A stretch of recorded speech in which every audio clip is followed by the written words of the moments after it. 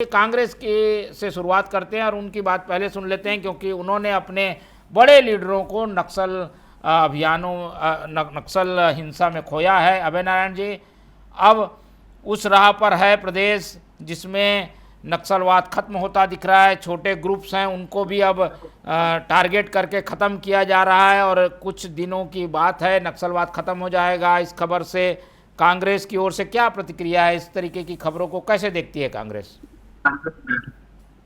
पवन तिवारी जी, सबसे पहले मैं डीआरजी के उन 3 जवानों को श्रद्धांजलि अर्पित करता हूँ जिन्होंने साहस के साथ हमला किया और छत्तीसगढ़ और देश के लिए अपनी जान को मार।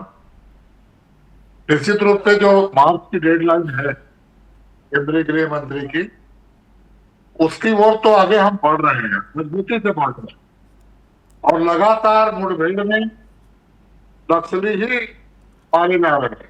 पहली बार सबको ये थोड़ा सा खेत तो लगा, तकलीफ हुई, हमारे जवान भी ये, लेकिन लड़ाई है, लड़ाई में दोनों तरफ से बात होती है और डीआरजी, एसपीओ, बस्तर बटालियन, यही सब तो इस जीत के जनक है। इनके कारण ही हमारी छत्तीसगढ़ पुलिस और सशस्त्र सेना केंद्र की सशस्त्र बल आगे बढ़ रही है। तो मैं डीआरजी, एसपीओ के जवानों को बहुत सलाम करता हूँ जिन्होंने निश्चित रूप से इस सफलता पाने में अपनी भूमिका निभाई। सरकार की डेडलाइन भी तय है, मार्च अब 125 दिन बचा है। 125 दिन में इसका सफाया होना चाहिए। ऐसी डेडलाइन लग रहा है कि लगभग सफाई की ओर हमने, लेकिन देखिए नक्सल सैनिक का खत्म होना और नक्सलवाद का खत्म होना ये दोनों अलग विषय है। क्या हम नक्सलवाद खत्म करने में सफल होंगे या हम नक्सली सैनिकों को खत्म करने में सफल होंगे, ये बात भी चर्चा का विषय हो जाता है। दूसरी बात, हमको सजग रहना चाहिए। ये बातचीत के पत्र भेजते रहे, 1 पत्र, 2 पत्र, 3 पत्र, ये लगातार सरेंडर भी कर रहे हैं और उसी बीच घात लगाकर हमला भी कर रहे हैं। हमला करने में मारे जा रहे हैं, इसका नुकसान ज्यादा होता है, लेकिन हमला कर रहे हैं, अभी भी ये साहस कर रहे हैं। ये बहुत सरकार के लिए सोच का और रणनीति का विषय होना चाहिए और चाहिए कि ये कब कहाँ क्या घटना करेंगे।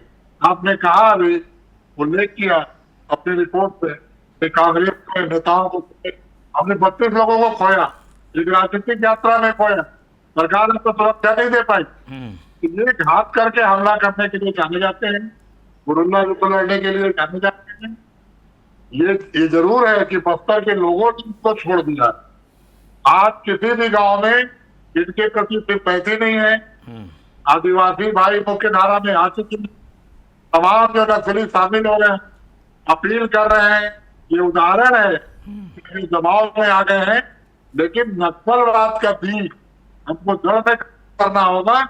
उसके लिए बस्तर का विकास का रोड मैप बनाना होगा, व्यक्ति आय का रोड मैप बनाना होगा, जंगल जमीन का मालिक बस्तरियों को बनाना होगा और ऐसी कोई भी आर्थिक गतिविधियां हम वहां करने का ना सोचे अभी जब तक नक्सलवाद का समाप्ति न हो जाए कि हमारे लोग फिर आपसे दूर होने की कोशिश करें।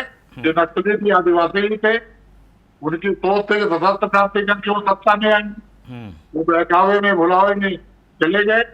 आज लोकतांत्रिक सरकार है, संवैधानिक सरकार है, तो सरकार का प्रयास ये होना चाहिए कि नक्सलवाद की आत्मा पे हम चोट करें, विचार पे हम चोट करें और इनके भुलावे में जाए। ये लगातार भुलावे का काम कर रहे हैं, जिसका परिणाम कल की घटना है। ठीक है, उस घटना के लिए मारे गए 18 की संख्या पहुंच चुकी है, लेकिन हमें सजग रहना होगा। और अगर बातचीत की पेशकश कोई करता है तो प्लेटफॉर्म क्या है, संदेश कौन दे रहा है, चिट्ठियां कौन पहुंचा रहा है, उन पर भी सरकार को ध्यान देना चाहिए। सरकार केवल इस भुलावे में कर रहे कि हमारी पीठ थपथपाई जानी है। पीठ थपथपाई तब जाएगी जब नक्सलवाद खत्म हो जाएगा, लेकिन आज अच्छा प्रयास हो रहा है, हम अच्छी सफलता की ओर बढ़ रहे हैं। केवल और केवल ये ध्यान रखना होगा कि जिन उद्देश्यों को लेकर बस्तरिया आज खुश है, जंगल जमीन का मालिक हमारे वनवासी और आदिवासी भाई है, कोई कारपोरेट घराना वहां लाके फिर न बैठा दिया जाए।